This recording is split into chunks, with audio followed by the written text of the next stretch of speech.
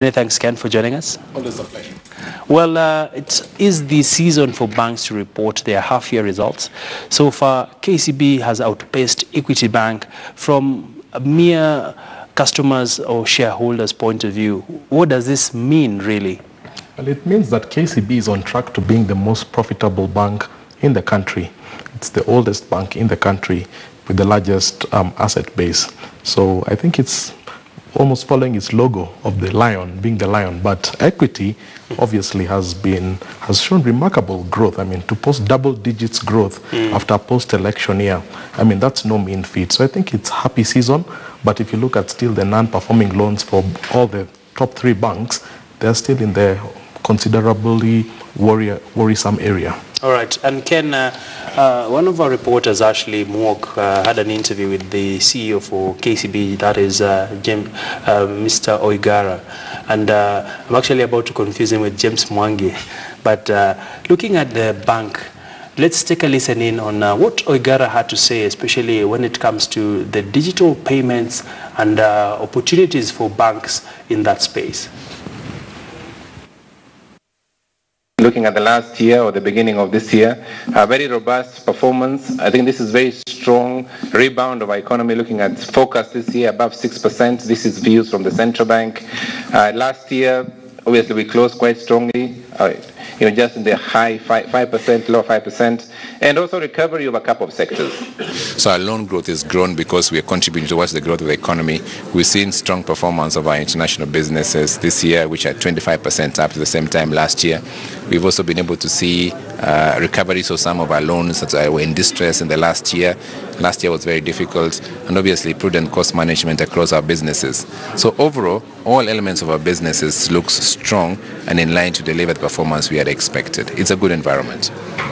We see huge opportunity either on lending or on mobile payments today, even savings on the same platforms. And I do not think that it's new. It's about being able to catch up and improve the customer experience through investments. But in the last 2 to 3 years, we've seen that experience of customers. So last year we had a difficulty in our merchant business because one of our largest customers had difficulties in the retail store. Yeah, and we were working very closely, and you know that Nakumatt had difficulties. But we are seeing that now we are behind that conversations. And this should be a strong year for us to deliver the 10-15% growth on digital transactions this year.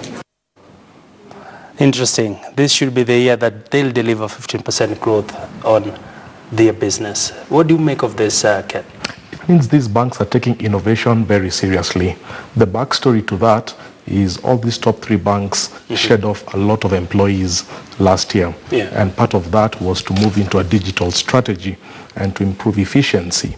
So this is that coming to bear in terms of lending more to the mobile platform, in terms of reducing what they call or increasing the profit per employee. So I think this is something that we had discussed, and it's really come to bear. Interesting.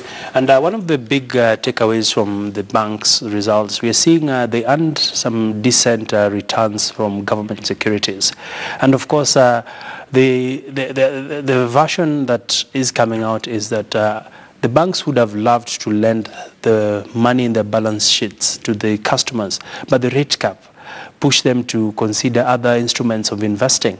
And this technically sees an environment where the government is crowding out the private sector, and the private sector growth is now at about 2% compared to what we saw about 2 years ago, which was at about 25%. It's actually gone up a bit more. It's now at 4.8%. But to your point, that we saw when banks started saying one of the biggest impacts of the interest rate cap was that they'll be unable to price risk.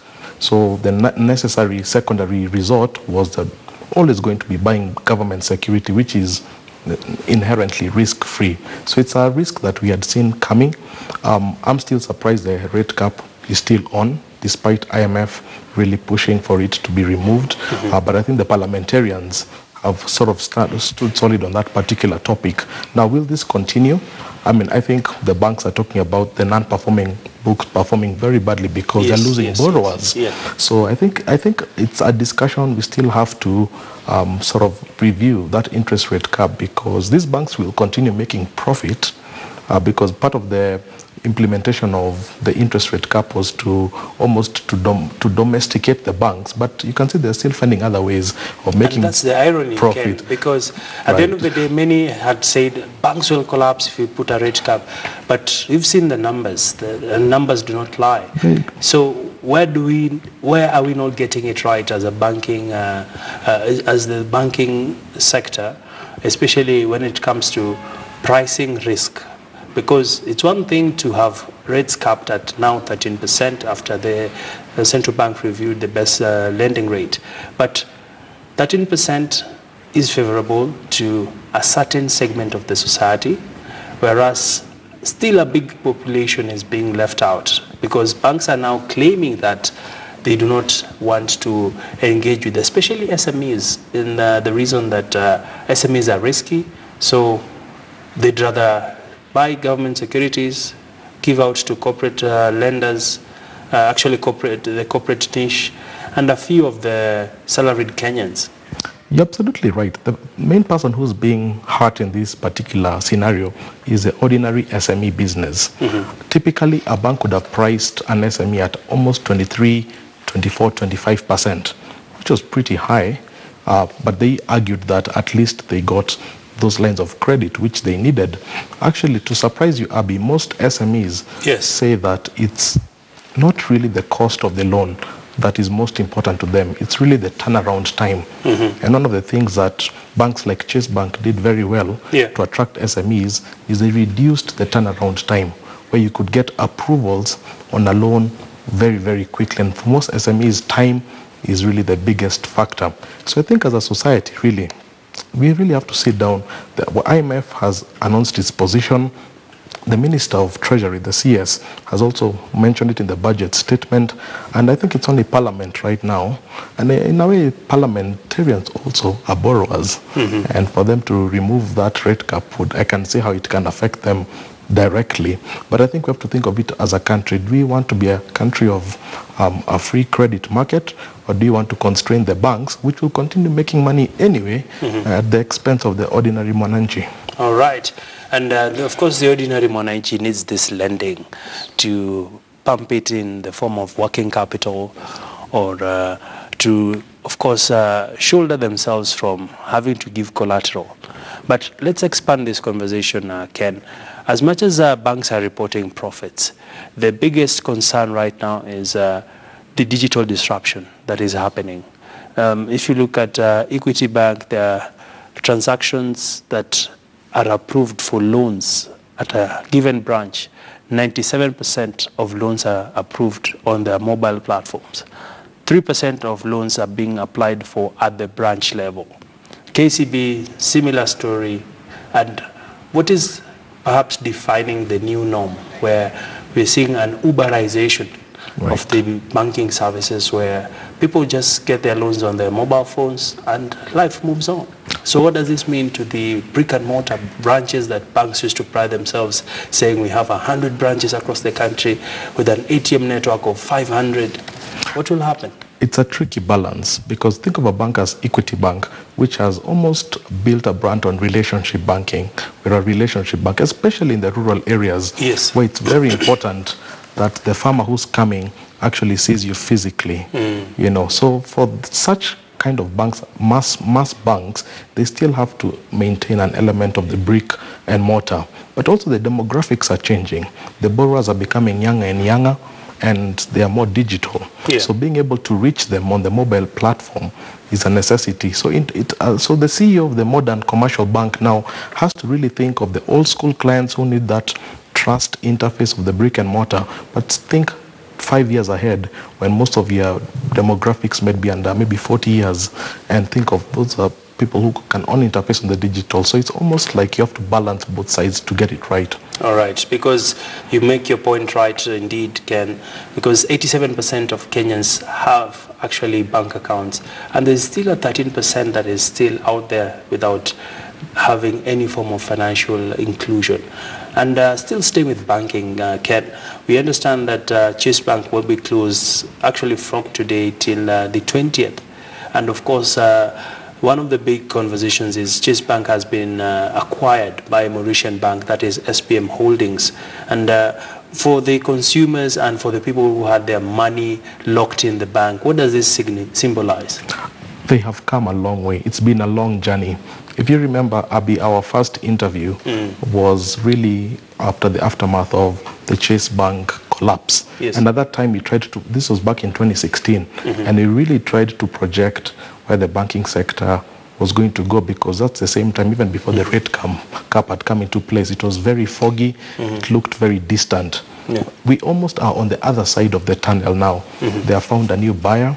That buyer is releasing out the deposits, albeit in tranches, because they have to do it in tranches so that they can maintain the liquidity. They can't remove all the funds all at once. So I think it's almost, in a way, for the Chase Bank's family, the staff, the employees, it's almost finally almost that seventh heaven they've been waiting for, where you're no longer working for a bank in receivership, because being in receivership restricts so many activities that you can do. So from Monday, these employees will be able to interact with other banks as normal banks. So I think it's a fantastic end of the story, and kudos to the central bank, because this has been a very difficult time for the central bank, not just with Chase Bank but also with the Imperial Bank, managing that negative energy that was coming through. But I think right now I'd say our banking sector, there's a lot more confidence. The governor has brought in a lot more transparency. So it's been a very painful story, but I think the long-term view is the Kenyan banking sector is more mature. All right. And speaking about maturity, of course, the sentiment out there was that the incidences we had with Dubai Bank, Chase Bank, Imperial Bank were systemic. But slowly it's emerging that the system might be stronger than what people had actually envisioned, because the central bank governor, Dr. Patrick Njoroge, is on record saying that these are isolated cases that came about due to liquidity challenges that were also brought in by issues around people not complying to the prudential guidelines set out in the Banking Act. And of course, that's why these banks went into receivership.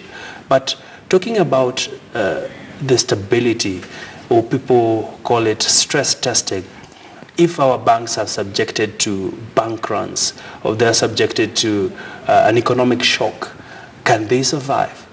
That's always a very difficult question, because even in Europe, even in the United States, they always say that the stress test kind of way of approaching it sometimes is not as hard as the reality. So in as much as I would like to believe that we are much better than where we were, part of risk management is always looking 3, 4, 5 years ahead and being able to mitigate those risks. One of the big risks that's coming is hacking. There's a lot of hacking into accounts and money being fleeced away, and across all the banks. And banks don't necessarily make all this public. Because of reputational risk. Yeah. But I'm sure if you went to the regulator, you'd see a lot more data. So for me, being able to deal with those futuristic risks, because you can never always sit pretty. You always have to imagine that the future is coming and you really have to prepare for it. So I think the banks with the best chief risk officers, the banks that will always inspire the best confidence. All right. And let's flip the topics a bit and talk about the demolitions that have been happening in the country, and the latest being Taj Mahal, which has been earmarked for demolition. And we did see a very passionate owner yesterday talking about it is not just about bringing this building down. He talked about having put it as one of his collaterals. He also talked about the government might have to rethink in terms of the economic loss this has to an enterprise. But do we follow the law, demolish? Do we negotiate? I'm personally still in shock, because we've seen some big buildings coming down. Just coming to this studio, I passed through the South End Mall, and to see it physically is flattened. It's one thing to see it on television, but to see it physically and to think of all the businesses in there that have disappeared, all the employees who could have been putting bread on the table because of those businesses, also disenfranchised. It's a difficult story, but I think, as the president said at his last Sunday service, that not really their passion to demolish, these buildings. But if this country is ever going to go on to the path of being a corruption-free zone, these are some of the hard choices. And a lot of Kenyans, even on social media, are supporting these moves, in as much as there are a lot of people are also hurt. So I think I'm supporting these initiatives. For the Taj Mahal one, I mean, that's been on and off for such a long time. Even the building one, I was willing to offer it to the government. But I think for a lot of people, fighting impunity is a far bigger objective for this government, even if there'll be collateral damage along the way. All right. And Ken, as we wrap up, we understand that the British Prime Minister will be holding talks with President Uhuru Kenyatta. Of course, it's a bit early to preempt, but what is at stake, really? I think for me that's great news, because the United Kingdom is still rethinking its Brexit policy. A lot of the cabinet secretaries have resigned because they're saying the Brexit plan that Theresa May is proposing is not very clear, what they call the checkers game. But for me, I think for Kenya, to be able to be rubbing shoulders with these G8 economies, because this meeting will just come 2 days after Uhuru Kenyatta meets President Donald Trump. And at the same time, Kenya is also lobbying for a seat on the United Nations Security Council. So I think these are the things that we want our Kenya to be seeing, playing at the highest level, because it gives you what we call soft power. You may not have the military strength of these countries, but being able to be on the decision table, even if it's only for 2 years on the Security Council, it gives you some clout, it gives you some insight, and it gives you some influence, some opportunity to influence regional policies in Africa. All right. Yeah. Well, a good place to end the conversation. Many thanks, Ken. Always a pleasure. Cheers. And it's that point where we call it a wrap here on KTN Business Today. And of course, we have part 2 coming up, where